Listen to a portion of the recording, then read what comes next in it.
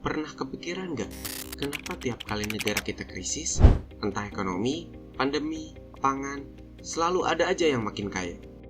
Sementara lu, gua, dan banyak teman kita malah semakin ngerasa berat jalannya. Kita coba bongkar bareng-bareng di sini.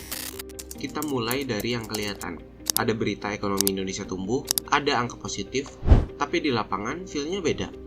Contoh, menurut data Badan Pusat Statistik, ekonomi Indonesia tumbuh 4,87% pada kuartal 1 tahun 2025. Tapi di sisi lain, banyak keluarga yang tetap stres tiap akhir bulan.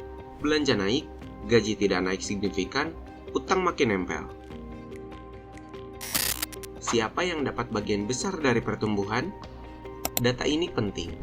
Untuk September tahun 2024, rasio Gini Indonesia tercatat 0,381. Lalu pada Maret 2025, angka Gini sedikit menurun ke angka 0,375. Tapi, apa artinya angka-angka ini? Artinya distribusi pengeluaran masih sangat timpang. Yang kaya tetap punya ruang besar, yang bawah tetap kecil. Studi menyebutkan bahwa Indonesia berada di ranking ke-6 di dunia soal ketimpangan pendapatan menurut RSIS International. Jadi bukan cuma sedikit beda, tapi cukup jauh dari ideal keadilan ekonomi.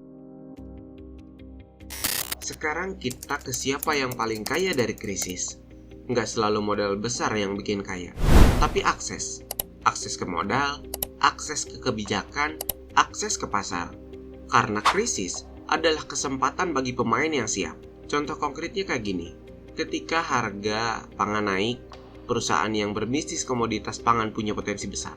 Ketika pandemi COVID kemarin, pemain di sektor digital juga untung besar. Jadi pertanyaannya, apakah kita punya akses yang sama? Apakah sistem terbuka untuk kita atau tertutup oleh jaringan tertentu? Mari kita bongkar sistemnya sedikit. Pertumbuhan ekonomi sering diklaim sebagai indikator, tapi pertumbuhan siapa yang tumbuh? Kebijakan fiskal dan moneter sering menguntungkan punya modal besar, akses kredit, akses subsidi, dan akses proyek pemerintah. Penelitian menyebut bahwa Human Development Index dan infrastruktur punya dampak ke ketimpangan. Tapi upah minimum ternyata secara statistik punya pengaruh yang tidak signifikan terhadap ketimpangan di Indonesia. Itu artinya hanya menaikkan upah kadang nggak cukup bila sistemnya sudah berat sebelah. Contoh lainnya kayak gini. Ketika wilayah industri besar dapat proyek strategis, sementara daerah kurang akses modal, jadi tertinggal. Jadi artinya sistemnya bukan cuma ekonomi, tapi ekonomi plus politik plus jaringan sosial. Untuk gak cuma ngomongin secara umum ya, mari kita coba lihat ke sisi rakyat. Data BPS menilai pada September 2024, 8,57% penduduk Indonesia ada di garis kemiskinan. Tetapi yang rentan dan aspiring middle class jumlahnya jauh lebih banyak, sekitar 24,42% rentan dan 49,29% aspiring middle class.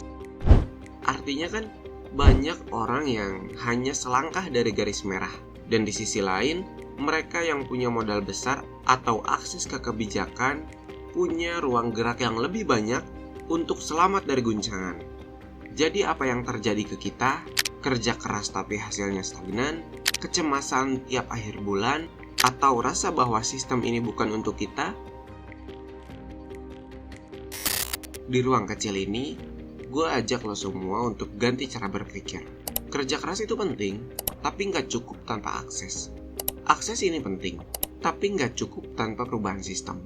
Dan sistem kita bisa perbaiki melalui kebijakan publik, keterlibatan masyarakat, dan kesadaran kolektif. Lo bisa mulai dari edukasi finansial misalnya, bagaimana tahu cara uang bekerja di sistem, atau suara aktif, misalnya dalam organisasi kampus, komunitas. Kita tunjukin bahwa ya kita ngerti gitu loh. Ataupun bisa dengan cara berkolaborasi, entah di kampus, di komunitas, ataupun di tongkrongan misalnya, ya cobalah bahas ekonomi lokal, akses modal, dan isu keadilan. Gua Alex, dan lu sedang di ruang kecil. Ruang di mana kita ngobrolin ekonomi dengan cara yang manusiawi. Bila lu ngerasa video ini penting, like, share, dan tulis komentar lo tentang bagaimana menurutmu siapa yang sebenarnya mendapatkan keuntungan dari krisis. Sampai jumpa di episode berikutnya.